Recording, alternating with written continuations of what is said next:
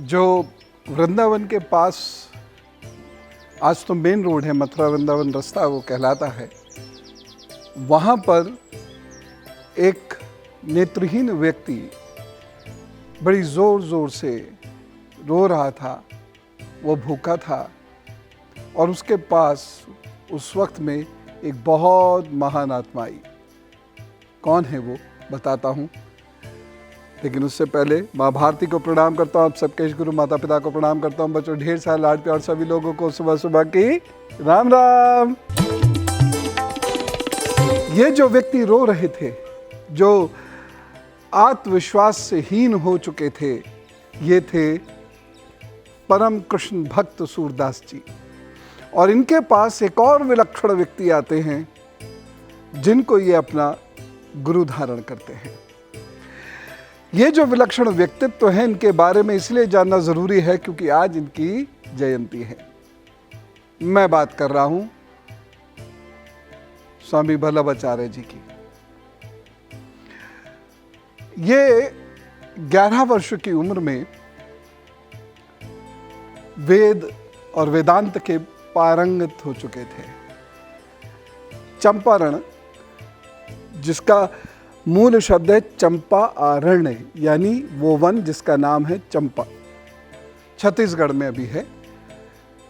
तो ये इनका जन्म वहाँ हुआ, मूलतः दक्षिण के ये थे, लेकिन जन्म यहाँ हुआ। उसके बाद ये तीर्थाटन कर रहे थे और बहुत कम उम्र में ही वैराग्य इनमें उत्पन्न हो गया। यद्यपि बाद में विवाह भी हुआ और 2 इनके पुत्र भी हैं, लेकिन इनका सांसारिक लोलुपता जिसे कहते हैं वह लगभग खत्म हो चुकी थी। तो इनके अंदर जिसकी हम लोग अक्सर चर्चा करते हैं ना, डिटैचमेंट होना, वैराग्य, विरक्ति, वह भी उत्पन्न हो चुकी थी। ये श्री कृष्ण भक्ति के एक महान स्तंभ हैं। तो बात सूरदास जी वाली मैं कर रहा था, तो सूरदास जी ने कहा कि मैं दीनहीन हूं। इन्होंने कहा तुम दीनहीन नहीं हो, तुम श्री कृष्ण के भजन क्यों नहीं गाते हो? सूरदास जी के तो होश ही उड़ गए, बोले मैं अंधा जिसने उनको देखा नहीं, सुना नहीं, भजा नहीं, मैं उनके भजन कैसे गा सकता हूं? वल्लभाचार्य एक सिद्ध पुरुष हैं। उन्होंने अपना हाथ सूरदास जी के सर पे रखा। ये हाथ सर पे रखने का अर्थ क्या होता है, ये आज मैं आपको बताऊंगा, ये रहस्य है। और इसके बाद वो शक्तिपात हुआ। वो इनको श्रीनाथ जी के मंदिर में ले गए और आदेश किया सूरदास जी को कि आप प्रतिदिन एक पद रचेंगे और यहाँ पर गाया करेंगे। और उसके बाद सूरदास जी प्रतिदिन एक पद रचते थे और वहाँ गाते थे। और देखते देखते सूरदास जी स्वयं श्री कृष्ण भक्ति के एक महान स्तंभ बने। इस प्रकार से भारत में अध्यात्म का उदय हुआ है, भारत में अध्यात्म का विकास हुआ है। ये कोई सरल बात नहीं। ऐसा होने या ऐसा करने वाले गुरुजन भारत के अंदर रहे हैं। यह भारत को एक बहुत बड़ा दिव्य उपहार है, ईश्वरीय कृपा है भारत के ऊपर। शुद्ध द्वैतवाद के प्रणेता हैं ये।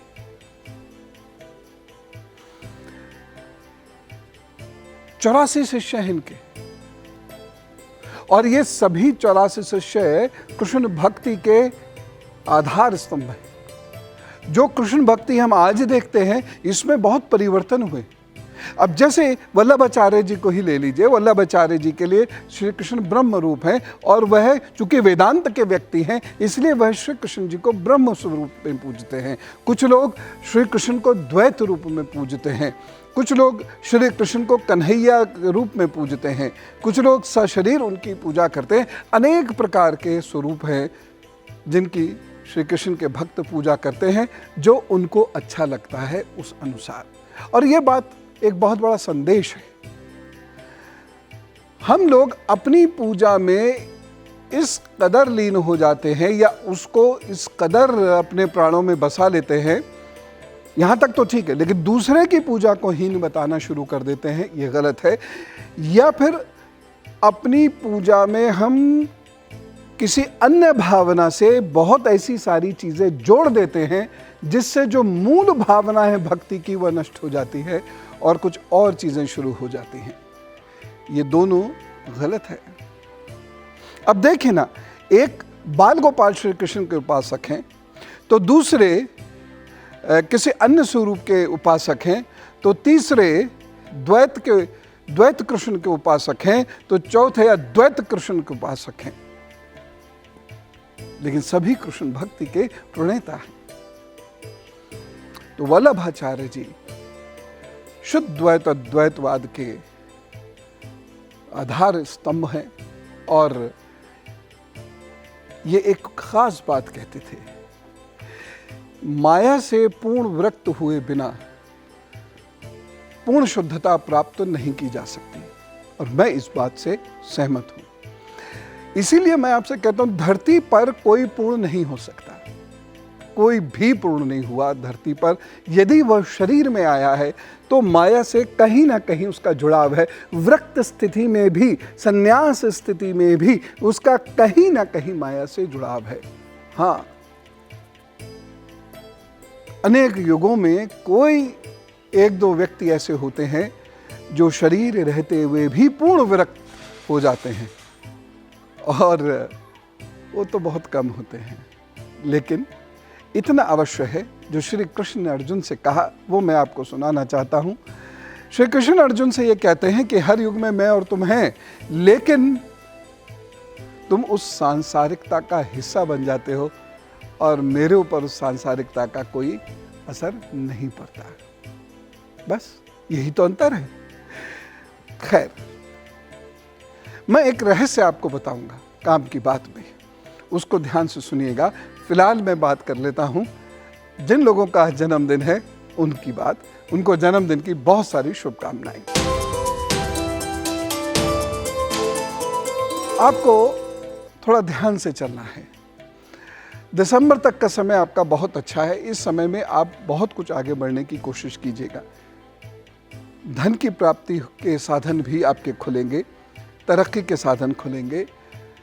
जो लोग इंडस्ट्रीज की फील्ड में काम करते हैं उन लोगों के लिए ये साधन खुलेंगे। तो कुल मिला के समय आपके लिए काफ़ी अच्छा रहेगा। अगस्त से दिसंबर के बीच में आपको अच्छी अपॉर्चुनिटीज़ मिलेंगी।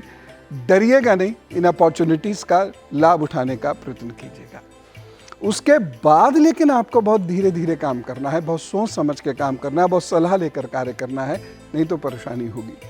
उपाय क्या करेंगे? मंगलवार और शनिवार को आप तेल या उड़द या पका हुआ भोजन इसका दान अवश्य किया करेंगे। किनको? जिनको कोई विकट शारीरिक समस्या है। बस इतना आप नियम बना लीजिए और तरक्की कीजिए। All the best.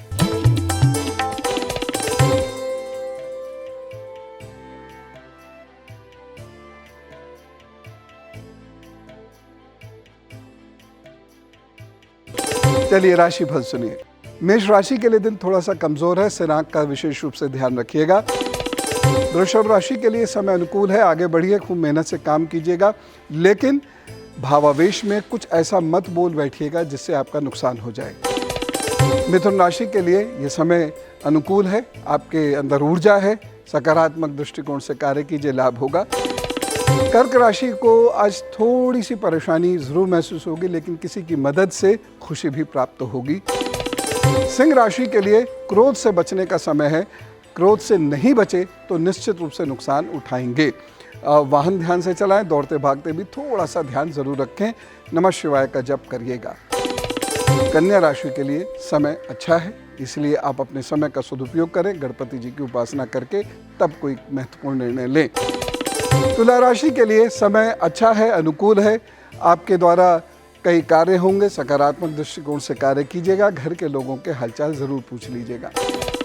वृश्चिक राशि के लिए समय थोड़ा सा कठिन है, स्वास्थ्य का बहुत ख्याल रखना होगा, क्रोध से बचना होगा। आप ओम हंग हनुमते नमः का जप जरूर करें। धनु राशि थोड़ा सा ध्यान रखिएगा, क्योंकि इस दिन प्रतिष्ठा की हानि ना हो जाए, इस बात का विशेष ख्याल रखने की आवश्यकता है। स्वास्थ्य की दृष्टि से ये दिन थोड़ा सा कठिन है, गले का खास तौर से ध्यान रखें। नारायण नमो नमः का जप अवश्य करें। मकर राशि के लिए समय अनुकूल है, इसलिए आपको मेहनत से आगे बढ़िए, अपने काम कीजिए। कुंभ राशि के लिए बुजुर्गों की ओर से थोड़ा चिंता हो सकती है या बच्चों की ओर से थोड़ी सी चिंता हो सकती है, लेकिन वैसे कुल मिला के समय ठीक है।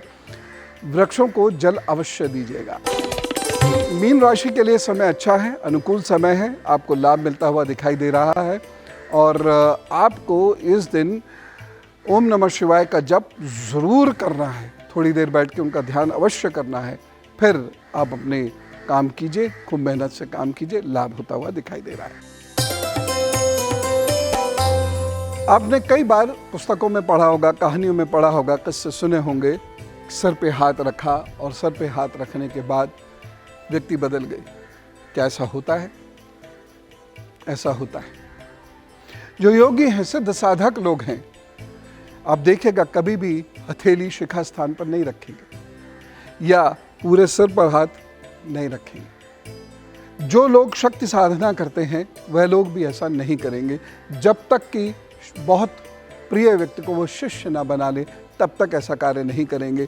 या उनके मनोनुकूल जो व्यक्ति होगा, जिससे वो कोई विशेष कार्य लेना चाहते होंगे समाज के लिए, धर्म के लिए, वह उसको शक्ति प्रदान करने के लिए इस प्रकार से करेंगे। और इस प्रकार से करने के बाद स्वयं उनका अपना जीवन कमज़ोर होता है, क्योंकि वह अपनी शक्ति दान करते हैं। बहुत रेयर केस में ही आपको ऐसे लोग सिर पर हाथ रख कर आशीर्वाद देते हुए मिलेंगे, अन्यथा प्रणाम करेंगे, दूर से बात करेंगे, कंधे पे हाथ रख देंगे, पीठ पर हाथ रख कर आशीर्वाद दे देंगे, लेकिन आपके ब्रह्म स्थान पर हाथ रख कर आशीर्वाद नहीं देंगे। उसका ये कारण है। तो खुश रहिएगा। सर्वे भवन्तु सुखिनः, सर्वे सन्तु निरामया, सर्वे भद्राणि पश्यन्तु, माँ कश्चित् दुःख भाग् भवेत्। राम राम, नमस्कार, भारत माता की जय।